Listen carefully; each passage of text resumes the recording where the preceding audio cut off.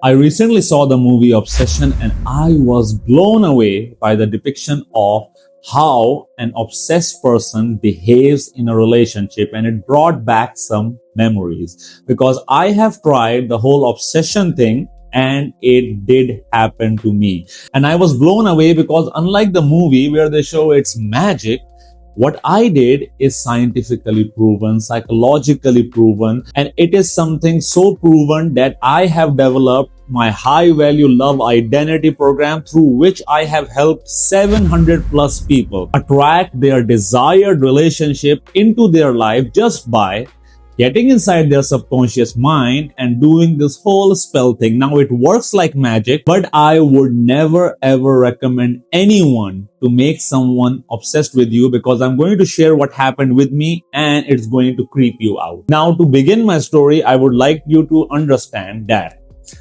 I had a really bad breakup. You know, the sort of a breakup where you go like, I am not worthy enough. I just feel miserable about who I am. I wish I could have that person, but I just can't have that person. So I was going through all these emotions. Now, during that time, I realized that I had a pattern of attracting people into my life who were emotionally unavailable, or they would downright treat me like I'm not good enough. So I established that I had a pattern. So I started studying human psychology, relationship psychology to understand why does it keep happening to me again and again, because it sounds like I'm cursed. And I started studying hypnotherapy. Now, during this phase, I was studying how human subconscious mind works and how patterns are established and how each of the pattern is based upon our childhood conditioning, and if we were subject to neglect, abandonment, that's what we carry in our adult life relationship. And as an instant healing hypnotherapist, I learned and discovered that we always feel attracted or we attract people into our life based upon what feeling we are familiar with or whatever feeling we can resonate with. So that means if you have been feeling abandoned throughout your childhood, you would carry that familiarity into your adult life relationship. That means you will keep attracting relationships that will make you feel abandoned again and again. And that's when it dawned on me. I was like, you know what? If we feel abandoned deep inside, and that's what we attract. So that means we always attract what we feel inside. And I have been feeling abandoned all my life. So I keep attracting people who abandon me eventually and I feel miserable. And that feeling of abandonment takes over my entire subconscious mind and my reality. But as an instant healing hypnotherapist, I realized that I can get inside my subconscious mind and change this feeling, because as an instant healing hypnotherapist, we are trained to get inside our subconscious mind, remove a particular pattern or a feeling, or change our neurological state or emotional state.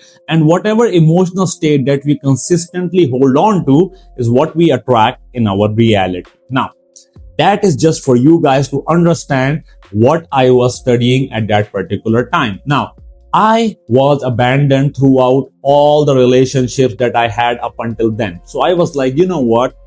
It would be nice to have someone in my life who is downright obsessed with me. Now, any one of you who has been through cycles of abandonment, neglect, or has fear of rejection can relate to whatever I'm talking about, right? Because it would feel nice that you have been on one extreme end in relationship where you feel abandoned, neglected, or downright rejected. It would feel nice to be on the other extreme end, which is someone is downright obsessed with you. They just want more and more of you. That's exactly what I thought too. But let me tell you what I did. So, as an instant healing hypnotherapist, I got inside my subconscious mind and I was like, you know what? I would love to have someone who is downright obsessed with me. So if I can feel self-obsessed more and more over a period of time, I would end up attracting someone who's downright obsessed with me. So guess what I did?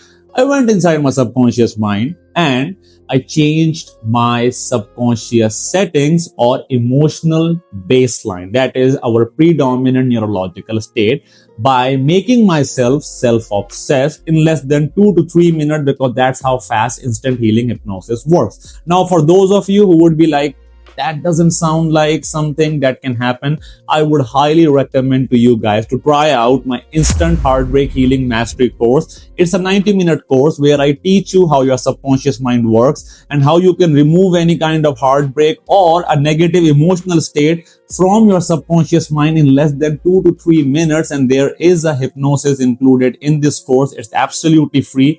Go try it out and you are going to realize what I'm talking about. It actually works. Now, I made myself self-obsessed. Lo and behold, after a while, I ended up attracting this particular person into my life, and she started showing a lot of interest in me, and I started feeling good. So we got inside a relationship. For week 1, I would say that whole lacking of self-worth that I experienced in my previous relationship was being satisfied, because now this person was downright obsessed with me. They wanted more and more of me. They would express their love for me more and more, and I was loving it. Not gonna lie, I was loving it. I was enjoying it. But sooner than later, I started observing certain things that started making me feel very uncomfortable in this relationship. Now, as a hypnotherapist, I can read people's subconscious mind. So I started observing that she just wanted more and more of me, to the point where she didn't want to share me with anyone. Trust me, guys, it became so bad. She didn't like the fact that I would hang around with my friends on the weekends. And she didn't like that. She would start a fight with me anytime I would say like, hey, I would be going out with my friends on the weekend, and she would be like, okay. And I thought it's okay. I would go out with my friend, I would come back, and she would ask me all these questions like, hey, how did your day go? And I thought she was genuinely interested in how my day went, and I would start sharing like, we had a lot of fun, we did this, we did that. And in between the call, she would drop the call, and I would be like, what just happened? Maybe it's the bad network. And I would call her back and she wouldn't answer till the next day. And I would be like, what just happened? And then there would be a big fight. So to go out with my friend, it's quite funny. I knew that she's quite smart. She can sense if I want to hang around with my friend. And whenever my friends made up any kind of plan for the weekend, what I would do is, I know that I cannot just disappear on the weekends, and she wouldn't accept that. So in the middle of the week, on Wednesdays, while I'm talking to her, I would go like, hey, I have some itch in my throat. That's how I would start it off. On Thursday, I would be like, hey, it's hard for me to speak. There's something bad happening in my throat. On Friday, I would have a full-blown fever, and I would be like, hey, I think I need some rest and I need to sleep. And she would be like, okay. And at that time, I would stay with my friend, have a good time. And on Saturday or maybe on Sunday, I would be like, hey, now I'm feeling much better. That's how I had to escape from this relationship, to have some time with my friend. So it was bad. And then at this one particular occasion, I went to this conference, and it was a tech conference, and my mentor invited me and I went with her. I had a +1. I took her. Bad decision, I swear. I took her, and my mentor, he was introducing me to his assistant, who happens to be a woman. And he said, need axe. And his assistant shook my hand. And remember, my ex was standing right beside me. So she shook my hand. I shook her hand. I was like, that's pretty normal, standard. I mean, to me, it is. And we had a conversation, and my mentor was like, how about you explain your project to my assistant so that she's up to speed? And I was explaining to her.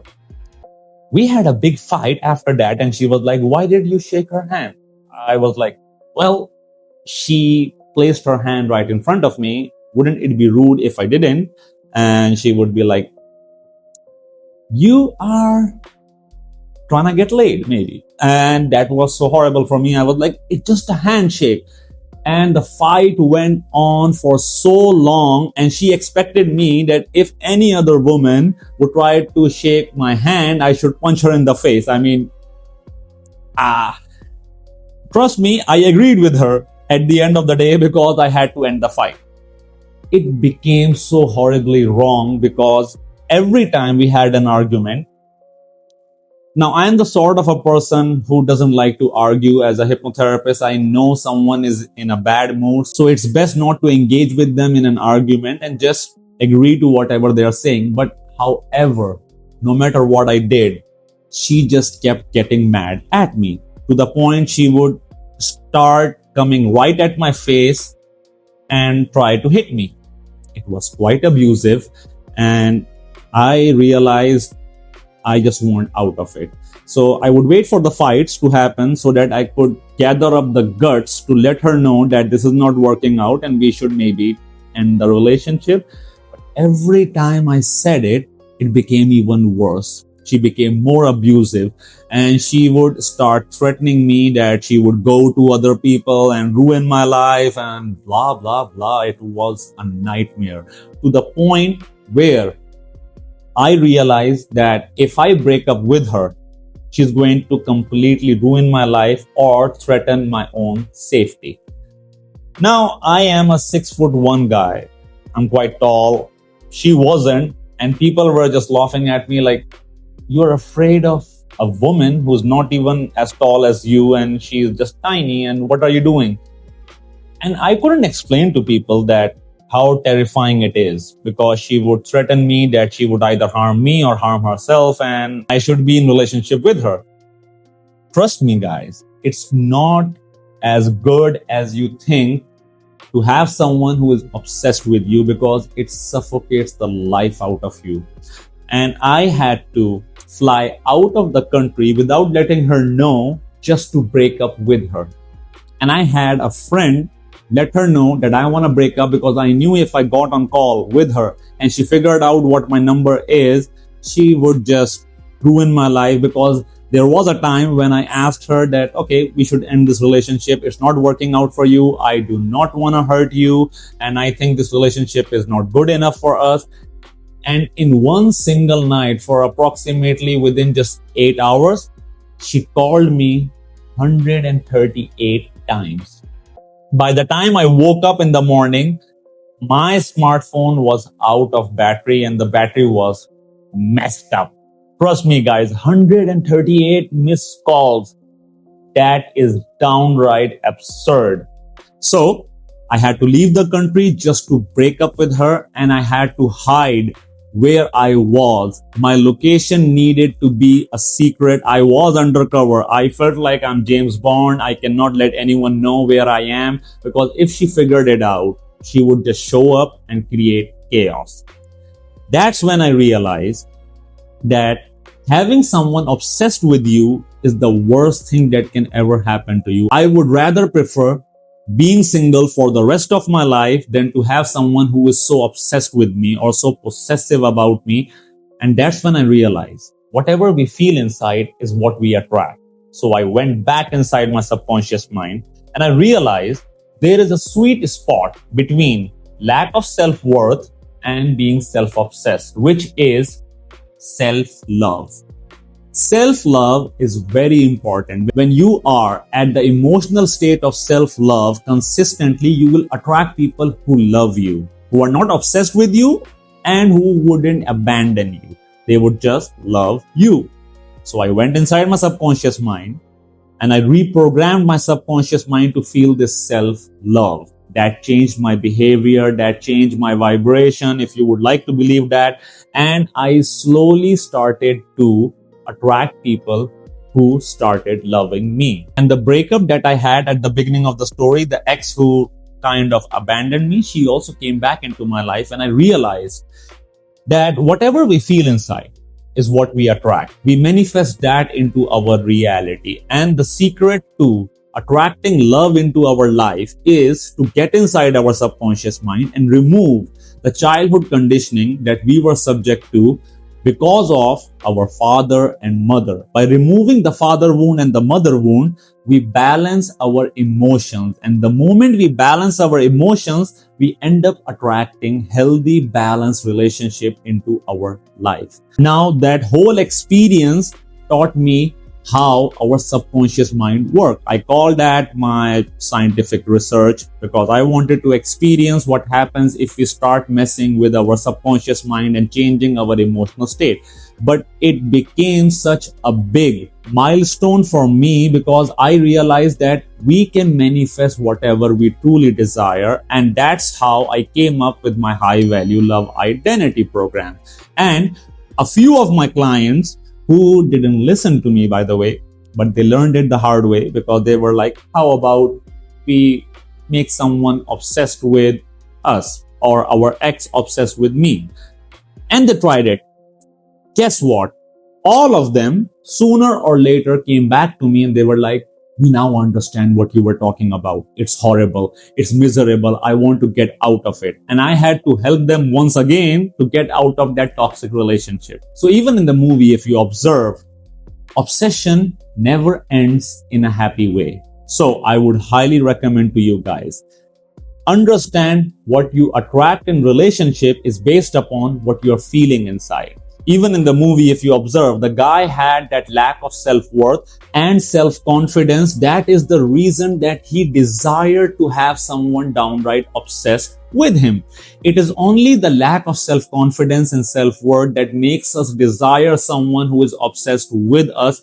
But once we attract someone who is obsessed with us, that's when we realize that obsession is not good. We would rather be single than to be with someone who's obsessed. So the lesson that I want you guys to understand is you can attract healthy, committed relationship into your life if you remove your father wound, your mother wound, your childhood conditioning about your self-worth, your self-confidence and self-love. And once you balance these emotions in your subconscious mind